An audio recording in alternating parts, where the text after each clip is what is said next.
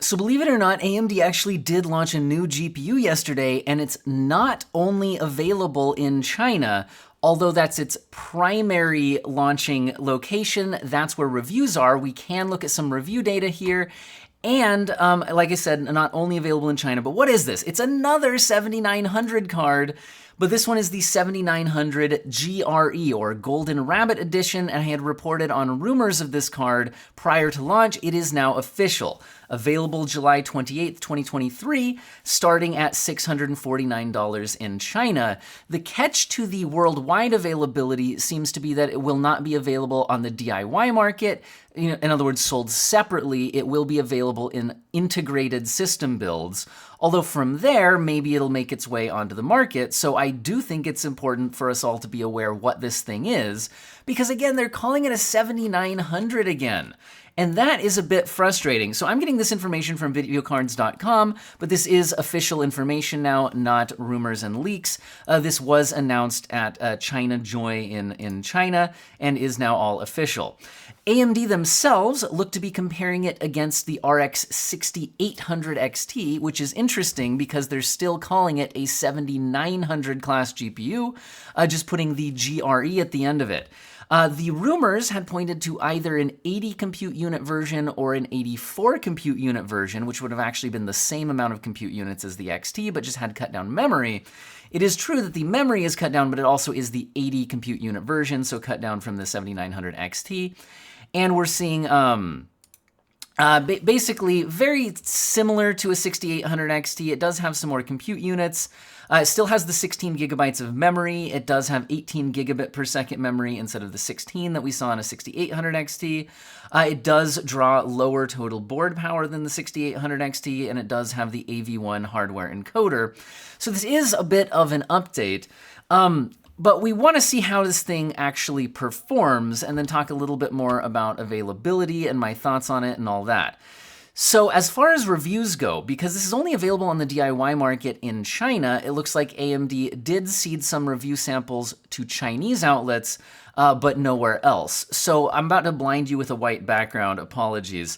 But I found this review at EXP Review or XP Review, X Preview. I'm not 100% sure how you're supposed to pronounce that, but this is a Chinese language outlet that I have now machine learning translated through the Chrome browser to understand what it's saying.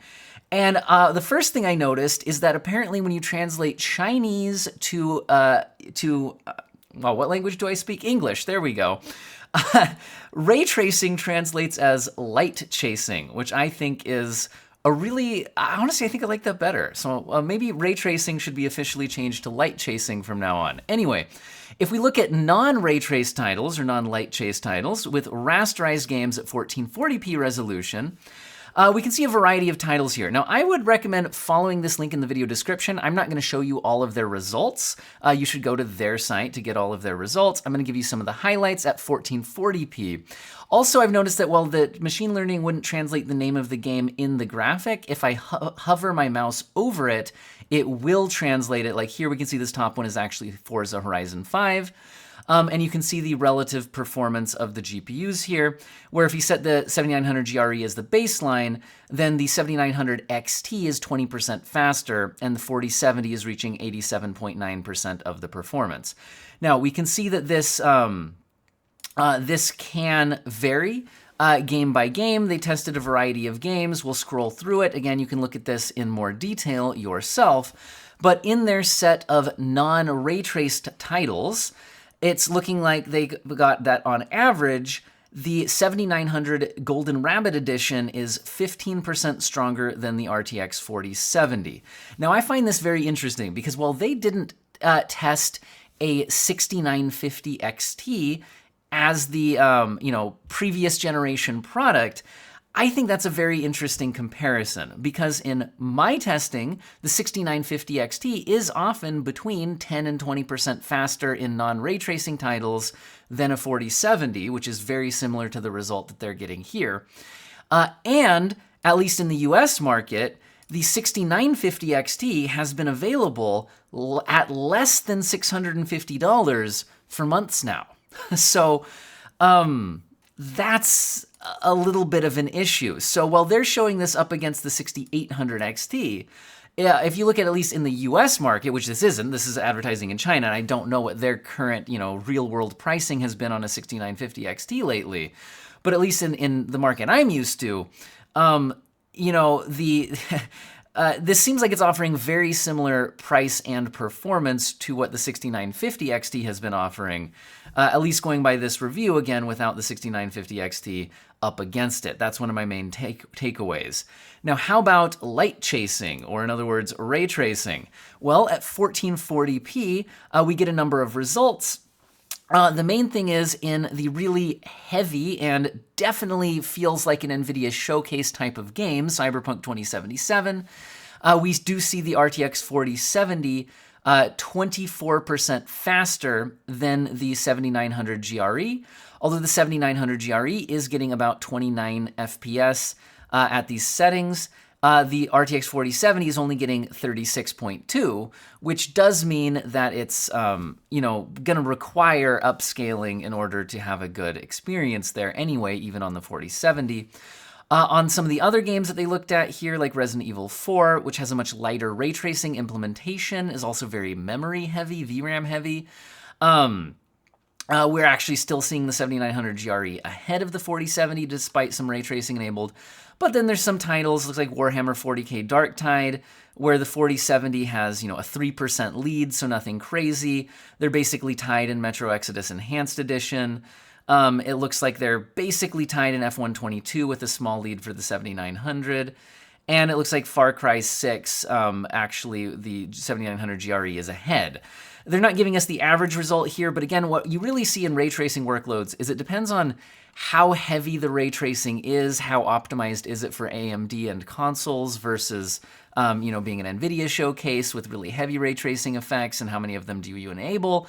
So it looks like it's kind of all over the place. But again, this is similar to what I see when I test the 6950 XT. So my overall result here is this really feels to me, as far as how it seems to be positioned in the market, is a lot like a 6950 XT. It's the same 16 gigabytes of VRAM, seems to have a similar price, at least not, compared to the original MSRP, but current market pricing, and seems to be offering a similar performance.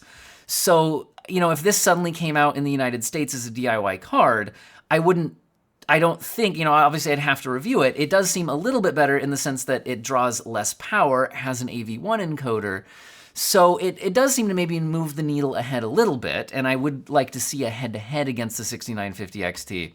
But I don't think this seems like it's just an absolute must-buy or something like that, at least based on the data I'm seeing there at the XP review. If it's 15% faster than a 4070, but it costs more than a 4070, that's not, crazy exciting when you look at some of the feature advantages for Nvidia, all of that. Now, let's get into a couple of other things. How about this? So first of all, I mentioned that the DIY market is only going to be availability in China. At least that's how it's announced right now. Who knows if that would ever change. However, videocards.com is also reporting that the 7900 GRE is now available in Germany through First System Integrator. So it's looking like there is some 7900 GRE builds available. It looks like this is coming from Memory PC, which is a system integrator in Germany. They have at least 2 systems listed with this GPU available. The first one, one of them comes with a Core i9-12900K with 32 gigabytes of DDR5 memory and a 1 terabyte SSD with the 7900 GRE for 1,850 euros, including VAT. And then if you, they have a cheaper model available for 1,150 euros. And this one comes with a much pared down CPU and memory system with a Ryzen 7 5700X at 16 gigabytes of DDR4. Now, I was immediately going to try to compare similar models, the same CPU setups, but with a different GPU, but it looks like videocards.com has already done the legwork for us here and shown that if you compare similarly spec'd system with the same CPU, memory, and motherboard, but featuring the 7900 XT compared to the This is compared to this expensive model with the 12900K. It looks like with the 7900 XT instead of the 7900 GRE, the price is 2,099. So it looks like it's €250 difference for basically if you took this same build, but you put a 7900 XT in it. Now, for a €250 discount, that actually does seem fairly interesting. So, I'm more on the DIY, you're buying GPUs separately side of things, but perhaps this, will make sense as it's priced in actual full system builds. We shall have to see. Also, it looks like Sapphire Nitro Plus and PowerColor Red Devil versions of the 7900 GRE are already announced. Again, getting this information from videocards.com, and all of my sources will be in the video description. So yeah, this looks like a pretty big launch. It will, like I said, have global availability through system integrators. It's, kind of feels weird to me that it's only available on the DIY market directly in China, but it is what it is. And like I said, maybe you'll start seeing these on the market as people buy pre-builts with them and then maybe end up selling the GPU at some point. So I think it would be worth being aware of this. But hey, here we go. Let's move on to some other news. So also kind of big for AMD is AMD HIP SDK now available, making CUDA applications run across consumer pro GPUs and APUs.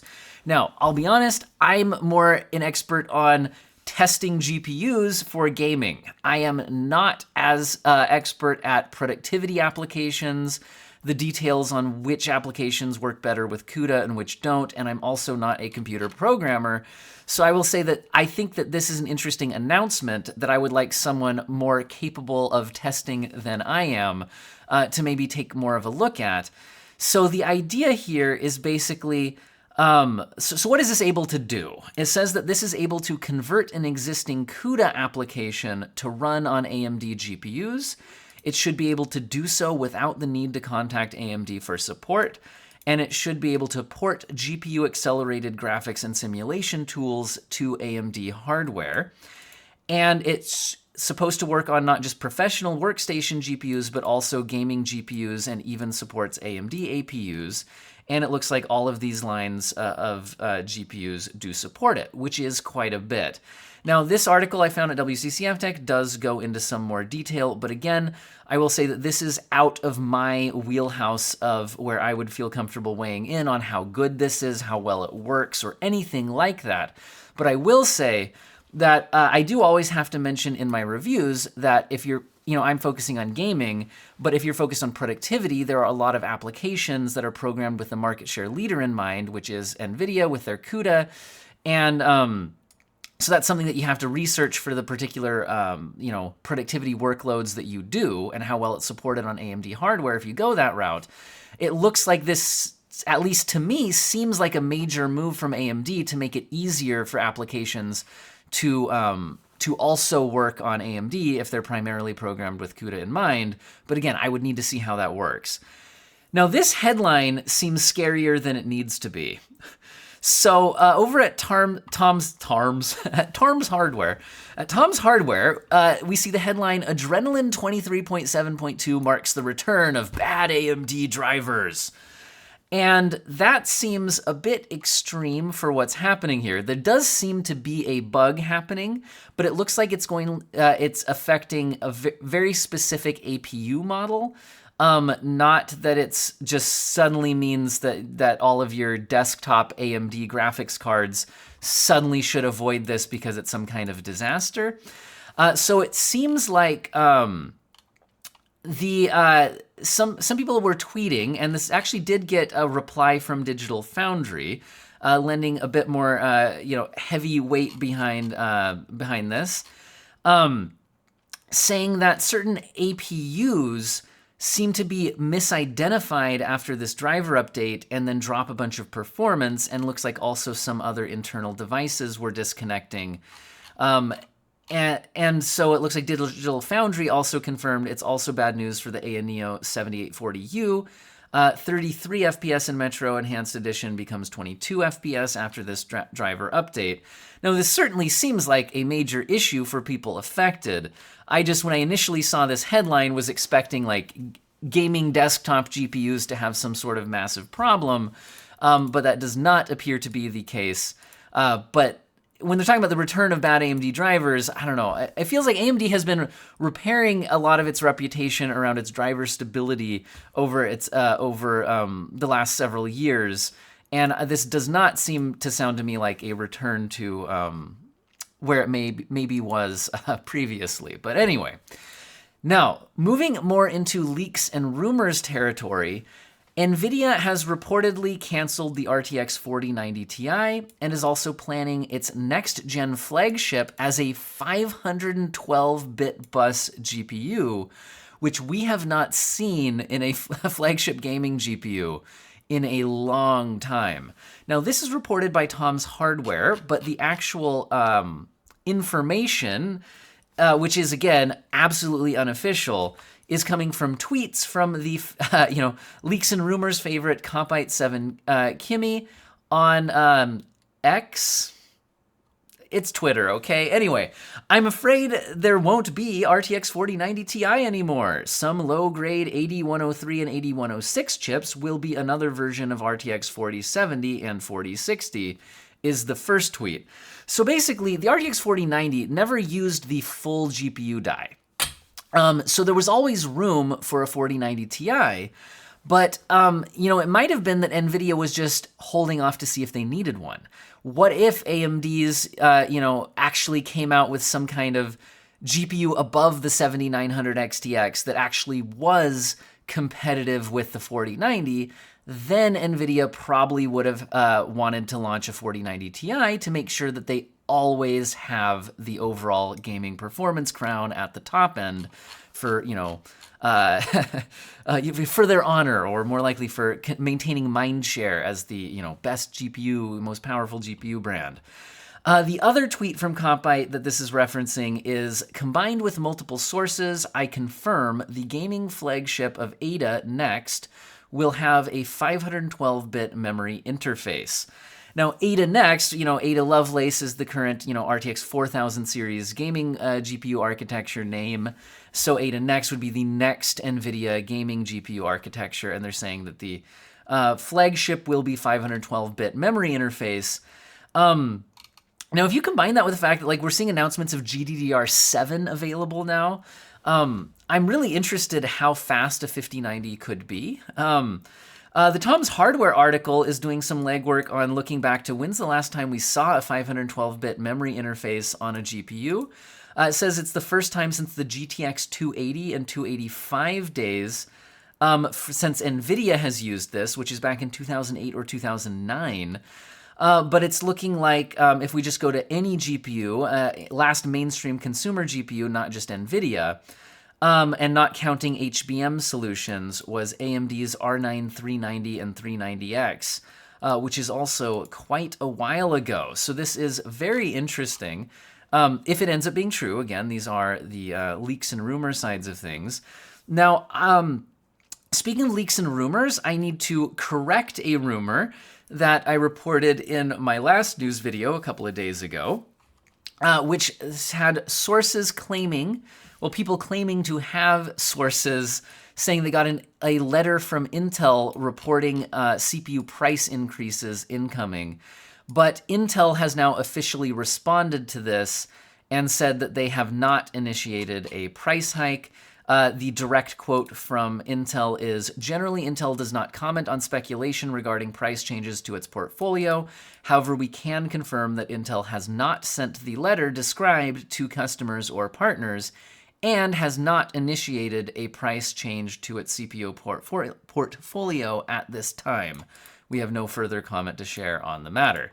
So Intel did bother to actually reach out and correct that. In other Intel news, Intel stock has jumped 7% as it returns to profitability after 2 quarters of losses. So it looks like the overall thing is earnings per share has gone up. Overall revenue went up. So overall, for the third quarter, Intel expects earnings to go up as well. But overall, revenue did actually fall 15% from a year ago to $12.9 billion from $15.3 billion. However, I think they did cut expenses and things like that to actually report some profitability this quarter. Anyway, how about in AMD CPU news? I had reported on a rumor a couple of days ago showing a leaked laptop listing with a Ryzen 7945HX3D CPU. This would be the first time that the 3D V-Cache CPUs, which are very good for gaming performance, coming to the laptop market. Well, it's now looking like, according to Hardware Lux, this is now official. That AMD used the China Joy 2023 presentation, which is the same one that gave us the 7900 GRE announcement, to show that this is an official product here. It is 16-core, 32-thread, 5.4 gigahertz boost, and has 144 megabytes of cache, and a 55-plus watt TDP. Now, this apparently, though, is going to be limited to one specific gaming laptop, at least according to this announcement. It is claiming it's 15% faster than the 7945HX without the X3D in gaming performance. And apparently it is just going to be limited to the ROG Strix SCAR 17 X3D, which will be available August 22nd. Now, again, that appears to be the limit of its availability. So it would be cool if we saw more 3D V-Cache expanded into the mobile space. To me, it seems like it makes sense because it seems to give a lot more performance without increasing the power draw, which to me seems to make sense in a laptop form factor. But anyway, let's move on. We've also got AMD confirming there is a Ryzen 3 7440U upcoming, featuring a 6-core version of the Phoenix 2 APU with Zen 4 hybrid design. It also, the GPU within the APU is also cut down. We had seen rumors and leaks of this information. It's now officially confirmed by AMD. And you can look at how the AMD Phoenix compares against the AMD Phoenix 2. Which has confirmed with the Ryzen 3 7440U, but people are also possibly expecting a Ryzen 5 7540U, but that one has not been officially confirmed by AMD.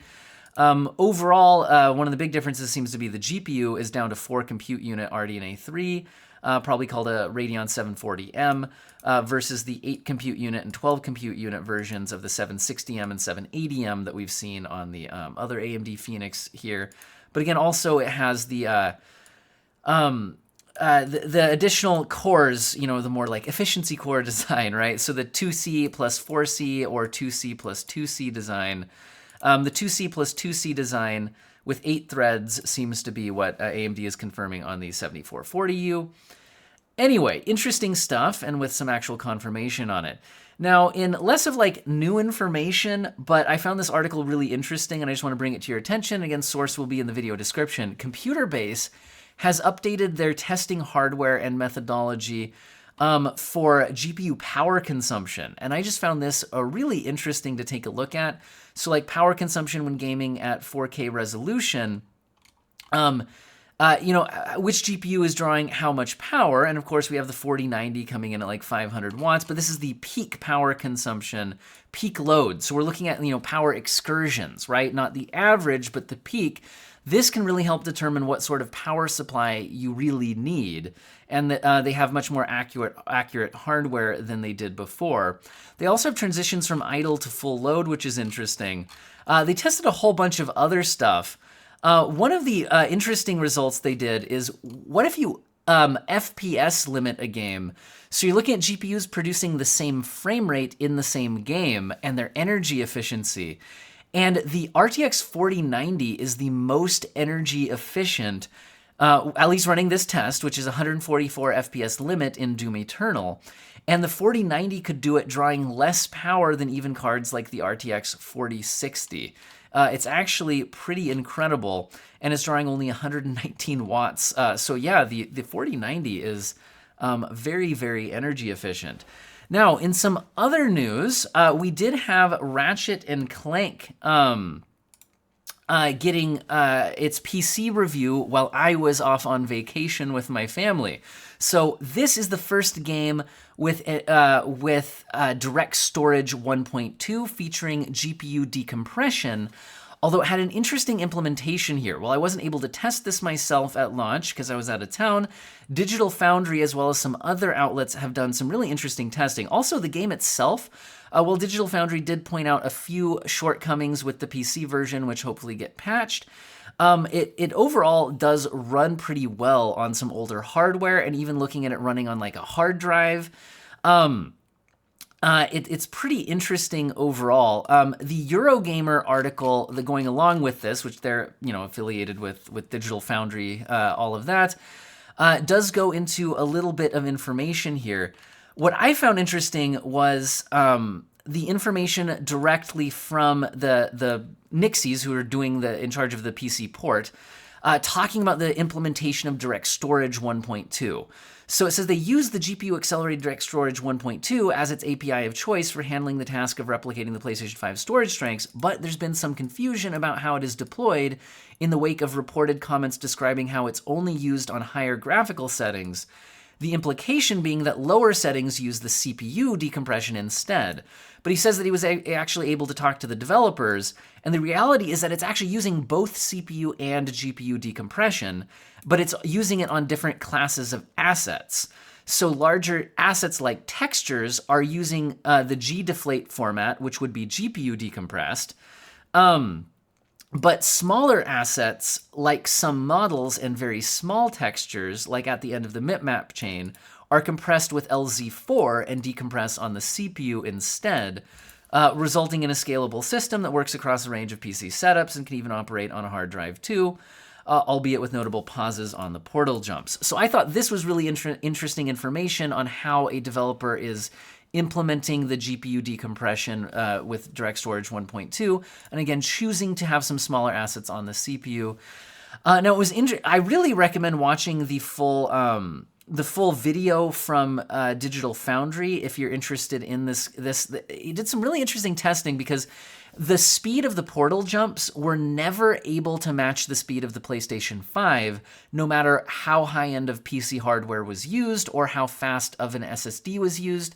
Also showed that, you don't need the fastest NVMe SSD in the world. You really just need an NVMe SSD to get the fastest performance that it was able to deliver.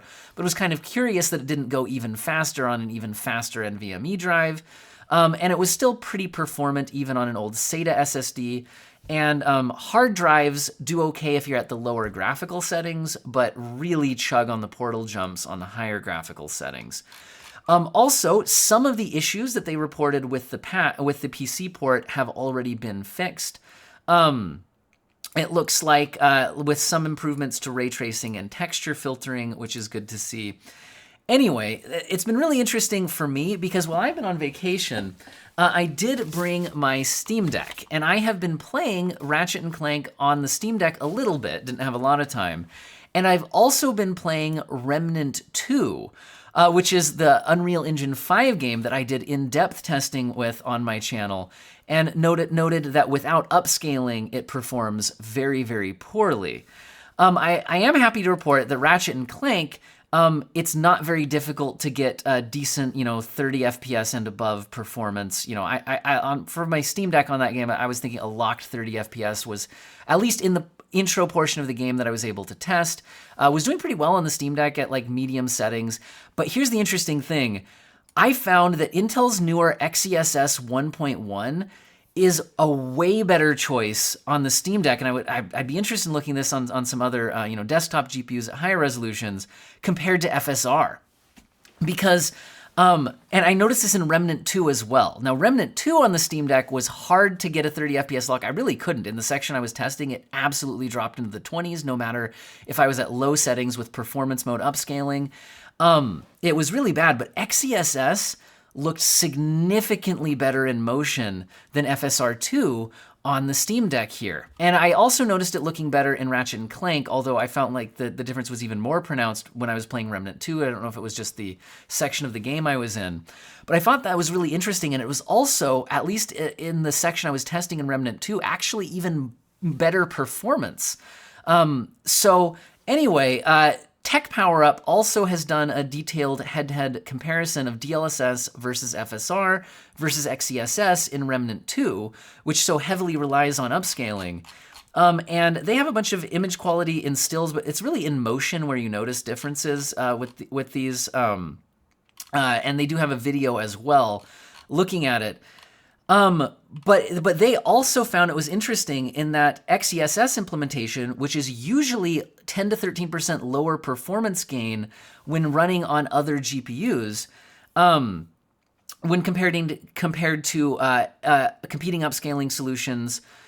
However, in Remnant 2, the XeSS 1.1 implementation is practically identical to FSR 2.2 in terms of performance. And I will say, on my Steam Deck, in the one scene I was testing, I was actually getting better performance with XeSS versus FSR.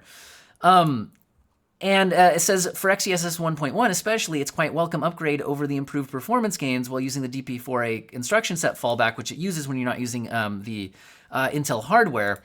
And anyway, overall, they concluded that it also looks better because it does offer better visuals in this game. Tech Power Up's confirming it. I for sure saw it on my Steam Deck when I was playing it, although I don't have any footage for you because I was out on vacation. So very interesting. I really think I might need to do a video in the future looking at, for games that feature the latest version of XeSS and FSR, I think AMD users might really want to look at using XeSS on the latest version, because at least in my limited testing in these latest games, it is looking like it produces better image quality at very similar performance. Anyway, Unreal Engine 5 is getting updated to 5.3, bringing Lumen Nanite and path tracing improvements, and there is a preview version now available for download. Video's getting long, so I'm just going to kind of leave it at that. You can follow my sources in the video description. In GPU cooler news, it looks like Colorful's RTX 4070 GPU with hidden 8-pin power connector is now available in China, and a mini ITX RTX 4060 Ti is spotted. So we had seen a lot of these shown off, I've reported on before, where there's a magnetic backplate that you can remove, and then the cords hide underneath the magnetic backplate to hide the GPU cables. It's an interesting design. It looks like it is now available, at least in China. And then we are seeing a mini ITX RTX 4060 Ti, which is interesting here.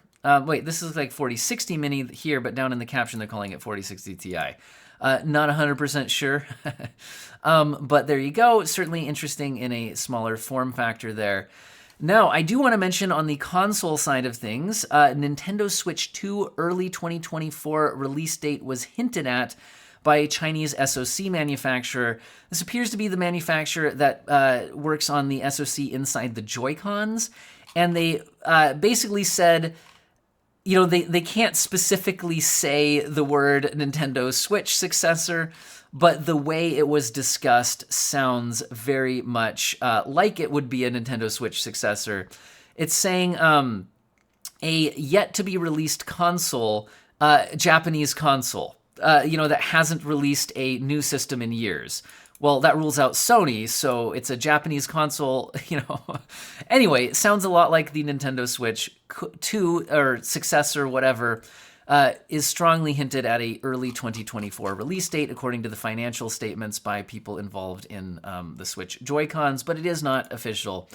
Also, I do want to mention just Armored Core 6 Fires of Rubicon will support 120 FPS mode and ray tracing on PC, although the ray tracing mode does seem to be limited to when you're looking at your mech, not in the actual gameplay.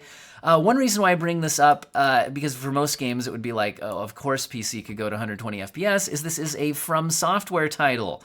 The makers of games like Elden Ring, which is locked to 60 FPS on PC and does not have a 120 FPS mode. So it is at least good to see that. I think this video is going on long enough, but the last thing I'll leave you with is I finally got my 4060 Ti 16 gigabyte that I ordered in the mail. I did find one in stock finally. So I will try to start getting some tests going on the 4060 Ti 16 gigabyte, which I have not even opened out of the box yet. But I want to look at it, first of all, against, 4060 Ti 8 gigabyte, which some outlets have already done. But in the current market, it's priced similarly to a 6800 XT. So I'd also like to look at it up against that. And I'm also interested how it performs against the RTX 4070, because if you're looking at the Nvidia lineup, you now have the 4060 Ti 8 gigabyte, 16 gigabyte, and 4070 at $400, $500, and $600 respectively. So interested to see how that lines up there. Anyway, so yeah, expect this at some point in hopefully the next week or so on the channel, some tests of the 4060 Ti 16 gigabyte, possibly in some of the newest games, like maybe Remnant 2 for some Unreal Engine 5 testing, maybe Ratchet and Clank. Testing the newest games is always difficult because they release patches and then you have to go back and test your other GPUs because there's performance patches and all that. Anyway, this video is long enough. I hope all of you have an excellent day.